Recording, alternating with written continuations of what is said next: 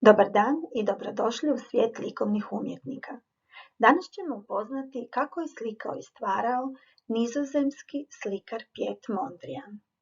Nadam se da će vam biti zanimljivo i da će vaši radovi potaknuti ovim velikim umjetnikom biti vrlo uspješni. Piet Mondrian rođen je 7.3.1872. godine u Nizozemskoj. Bio je najstarije dijete u obitelji koja je imala još 4 sina i 1 kćer. Nije čudno da se Mondrian počeo baviti slikarstvom. Svoju svijest o slikarstvu dobio još u obitelji jer su mu i otac i ujak bili slikari. A po zanimanju bio je učitelj razredne nastave i radio je u osnovnoj školi.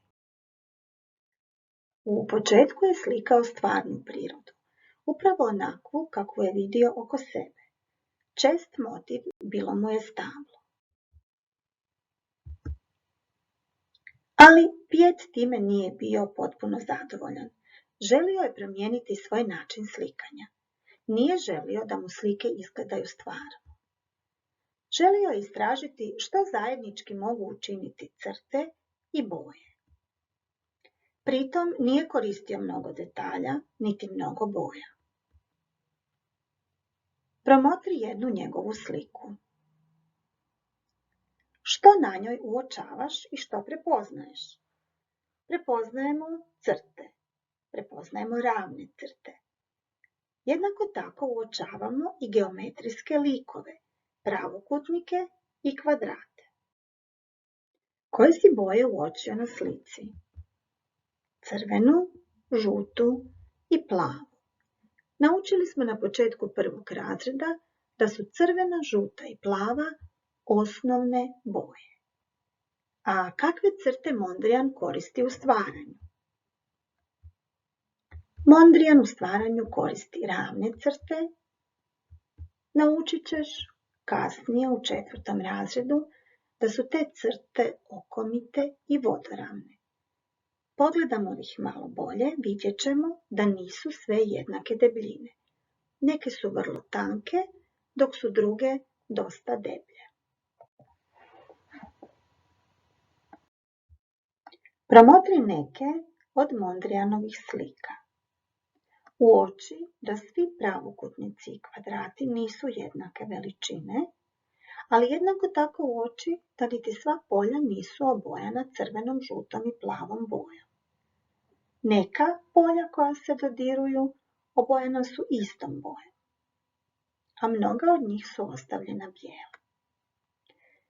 Nakon što smo dobro promotrili ove slike, možemo vidjeti što nam je u našem radu potrebno za stvaranje. Pribor za rad je bijeli papir, ravnalo, crni flomaster različitih debljina i flomasteri u boji. Za početak ćemo napraviti jedan mali pokus. Uzmi mali papir i ravnalo. Nacrtaj crnim flomasterom ravne crte, vodoravne i okomite. Neka neke budu tanje, a neke deblje. Time podijeli papir na pravokutnike i kvadrate. Oboji odabrane geometrijske likove osnovnim bojama, a neki likovi ostanu neobojani. Evo ga, na primjer, ovako.